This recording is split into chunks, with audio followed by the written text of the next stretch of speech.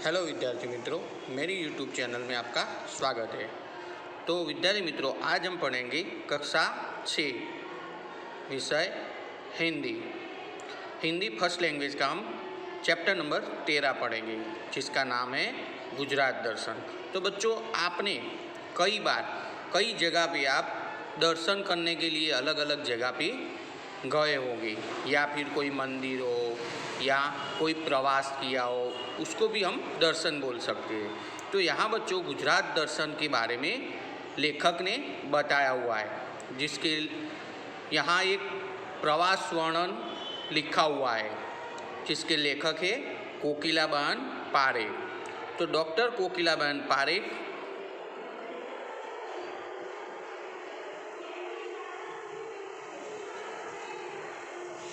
Doctor Kokilaben Parekh का जन्म गुजरात के गांधीनगर जिले के उवारसद गांव में हुआ था।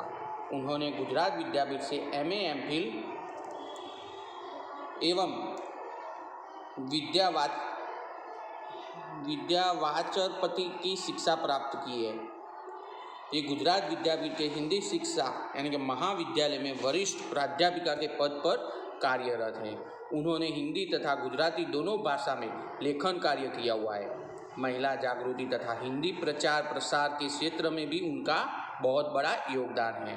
प्रस्तुत पाठ उनकी गुजरात यात्रा का संस्मरण है।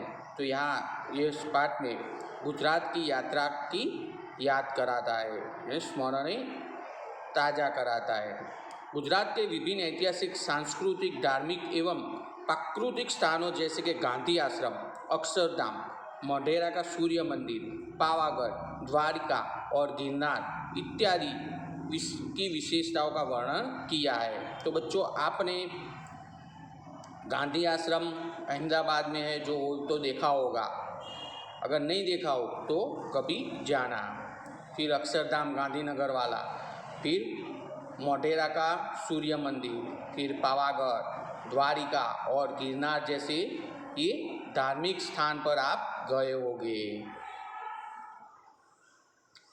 तो बच्चों, ये बहुत बड़े दर्शनीय स्थल है। तो चलो बच्चों, यही पाठ के आधार पर हम घर बैठे ही इस धार्मिक स्थानों को जान लेते हैं। तो यह गुजरात विद्या और कला की दृष्टि से समृद्ध है।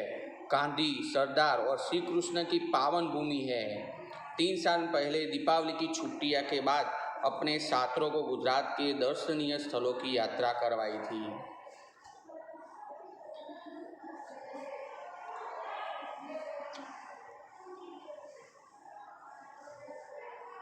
देखो बच्चों, यहाँ दिया गया हुआ गांधी आश्रम यानी कि दिनांक 16 नवंबर 2012 अपने विद्यालय के छात्रों के साथ बस में हमारी यात्रा शुरू हुई। हम सब साबरमती के तट पर बने गांधी आश्रम में पहुँचे। देखो बच्चों, ये गांधी आश्रम है जो साबरमती नदी के किनारे पर है।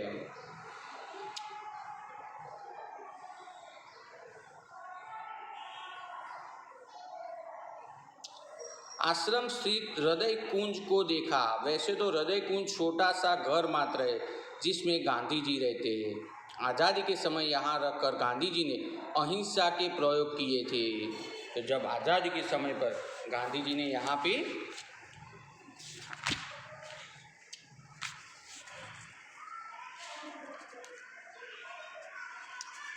रहकर अहिंसा के प्रयोग किए हुए थे। यहाँ संग्रहालय देखा जिसमें गांधी जी की सभी चीज़ें संभाल कर रखी हुई थी। यहाँ संग्रहालय जिसमें सब गांधी जी की चीज़ें, पुरानी चीज़ें संभाल कर रखी हुई थी। प्रदर्शन की बहुत अच्छी है। बापू के चित्र के सामने प्रार्थना स्थल पर समूह प्रार्थना की और बापू का प्रिय भजन वैष्णव जन तो तेने कहिए जे पीड़ पड़ाई जाने रे, पर दुखी उपकार करे तोय मन अभिमान न आने रे। तो आ गांधी बापूनु फेवरेट यानी कि प्रिय भजन है। तो बच्चों, सबने भाव विभोर होकर गाया। यह भजन भक्त कवि नरसिंह मेहता ने लिखा था और गांधी आश्रम के पास अभय घाट देखा, जो हमारे पूर्व प्रधानमंत्री स्व मोरारजी देसाई की समाधि है। हमने समाधि पर फूल चढ़ाया। यहाँ से हम गुजरात राज्य की राजधानी गांधीनगर स्थित अक्षरधाम पहुँचे। तो यहाँ बच्चों ये गांधीनगर स्थित, गांधीनगर क्या है, गुजरात की राजधानी है, यानी कि पाटनगर है। और वहाँ जो अक्षरधाम है वहाँ पर पहुँचे। तो विश्व के सबसे अधिक हरियाले शहरों में गांधीनगर का विशिष्ट स्थान है। उद्यानों यानी कि बागों, उद्यानों यानी कि गार्डन, बाग, बगीचे, वृक्षों की मोहक शोभा, सुआयोजित रास्ते, आवासों और खुली जगहों और शुद्ध पर्यावरण से गांधीनगर की शोभा बढ़ गई है। इसमें अक्षरधाम से गांधीनगर को 4 चांद लग गए हैं। अक्षरधाम भारतीय संस्कृति के ज्योतिदत्त स्वामीनारायण भगवान को श्रद्धांजलि अर्पित करता है। चमत्कृतिपूर्ण सृजन है। मुझे अक्षरधाम, संस्कृति धाम, शिक्षा धाम और आनंद धाम लगा। इसमें भारतीय की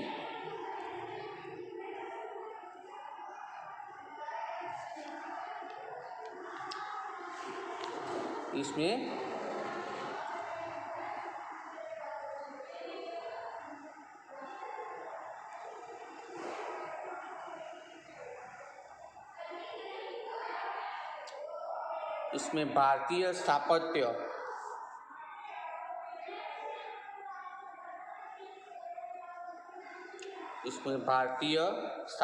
भारतीय विचारधारा एवं अद्यतन तकनीक का संगम है। वातानुकूलित 3 कक्षों में प्रदर्शित देखी है। इसमें मल्टीमीडिया का अद्भुत कार्य है। मुझे तो यह परिसर मूल्यों की पाठशाला लगा। पूरा परिसर देखने में 4 घंटे लगे। 7 फीट ऊंची स्वामीनारायण भगवान की मूर्ति मनमोहक लगी। अगर आपके पास समय की कमी हो तो आधे घंटे में मंदिर का भव्य परिसर देख सकते हैं। व्यसन मुक्ति के लिए, कुदरती आपत्ति में तथा शिक्षा के क्षेत्र में अक्षरधाम की प्रवृत्ति प्रशंसनीय है।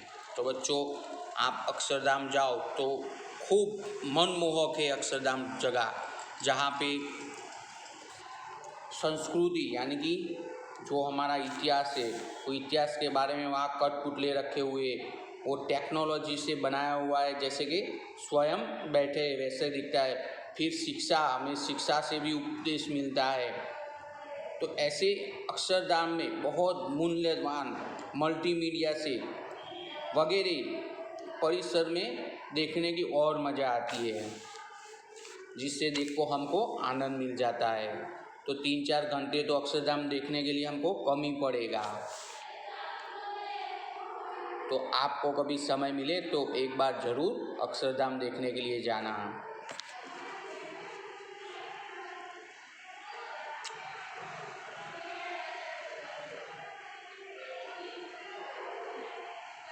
फिर आता है ये गांधीनगर का महात्मा मंदिर।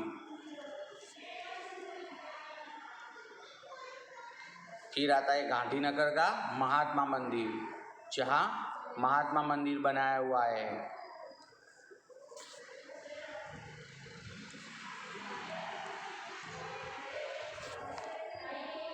तो महात्मा मंदिर देखने हम गांधीनगर सेक्टर 13 में पहुँचे और गुजरात सरकार ने राष्ट्रपिता महात्मा गांधी जी की स्मृति में 18,067 गांव के प्रतिनिधियों द्वारा मिट्टी मंगवाकर इसकी नींव डाली है।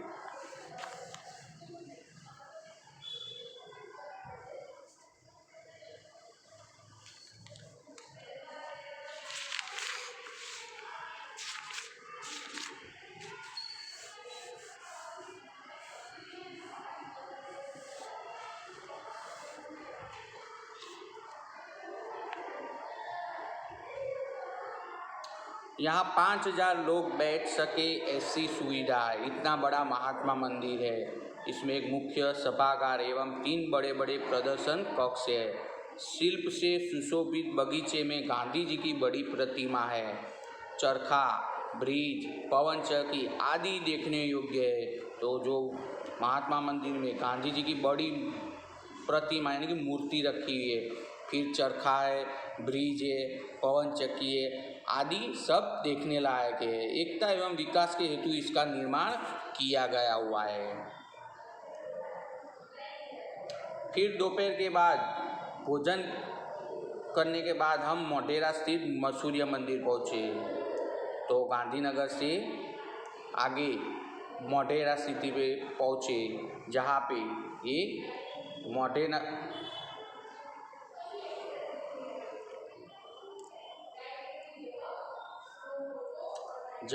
मोढेरा का सूर्य मंदिर है।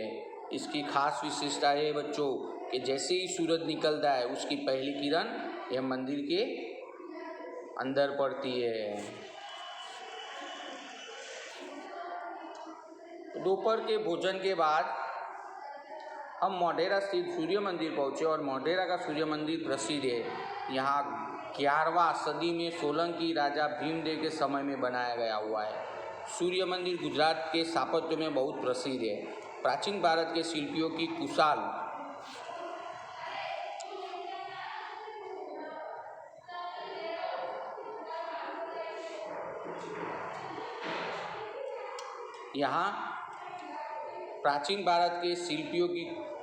कुशाग्र दृष्टि का उत्तम नमूना है। मंदिर पूर्व दिशा में होने से निकलते सूरज की किरणें सीधी गर्भगृह की मूर्ति पर पड़ती है। तो मंदिर में रहा जो गर्भगृह, उसमें है ना जो मूर्ति, सीधी पहली किरण जो सूरज की निकलती वो सीधी मंदिर के गर्भगृह की मूर्ति पर पड़ती है। चारों ओर दीवार बने हुए आले में सूर्यदेव की 12 प्रतिकृतियाँ देखी। इस पवित्र स्थान के सामने नृत्य मंडप है। रामकुंड से समग्र परिसर अनूठा दिखाई देता है। पूरे भारत में 2 ही सूर्य मंदिर है, एक उड़ीसा का और दूसरा मोढेरा का। 1.5 घंटा हमने यहाँ खुशी से बिताया। दिन भर में 3 स्थलों को देखने के बाद रात को जल्दी से आँख लग गई। अभी देखते हैं दूसरे दिन 17 नवंबर 2012 को।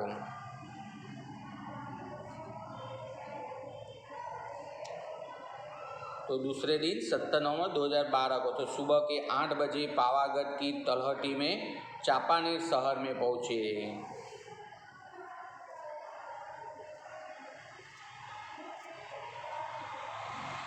चापानेर पुराने समय की गुजरात की राजधानी थी। वनराज चावड़ा नामक राजा ने अपने विश्वासु और बुद्धिमान मंत्री चंपा की याद में यह नगर बसाया है।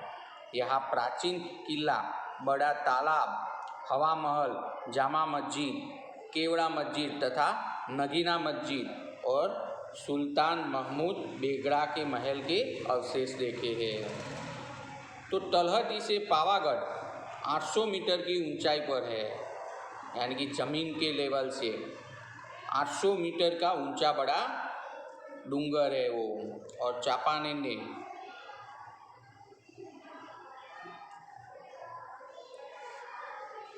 चापानेर से पावागढ़ जाते काफ़ी ऊंचाई पर बस में मांची पहुँचे।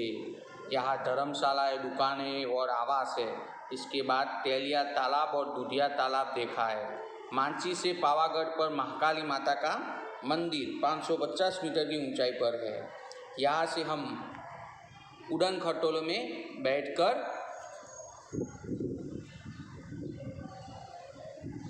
पर्वत पर पहुँचे। तो देखो बच्चों, ये जो पूरा है पावागढ़ है। तो यहाँ से 250 सीढ़ियों की चढ़ाई के बाद महाकाली माता के मंदिर तक पहुंचकर दर्शन किया। महाकाली के साथ जुड़ी पतई रावल राजा की कहानी है। आपने गीत सुना होगा ना, पहले गरबा सुना होगा कि पतई राजा गड़बड़िया कोड़ाओ।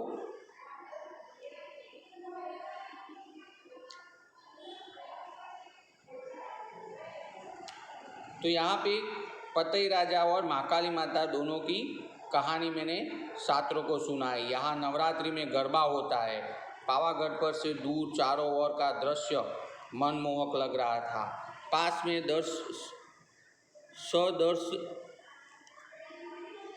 सदनशा पीर की दरगाह देखी। तो पास में क्या देखा? सदनशा पीर की दरगाह देखी। यह धार्मिक और ऐतिहासिक स्थल की मुलाकात बहुत अच्छी रही। दोपहर का समय था और भोजन मांची में किया। पावागढ़ से द्वारिका जाने के लिए निकले। सफ़र काफ़ी लंबा था मगर हंसी खुशी से कट गया। अब देखते तीसरे दिन 19 नवंबर, तीसरा दिन। सुबह में द्वारकाधीश के दर्शन किए, मंगला आरती में हिस्सा लिया और द्वारिका का श्री कृष्ण की प्रसिद्धि है। यहाँ श्री कृष्ण मथुरा से यहाँ आए थे, इसे अपनी राजधानी बनाया था और द्वारिका भारत की 4 धामों में से एक है। अन्य 3 धाम जैसे कि बद्रीनाथ, जगन्नाथपुरी और रामेश्वरम है। सप्तपुरियों में काशी, मथुरा, हरिद्वार और अयोध्या है।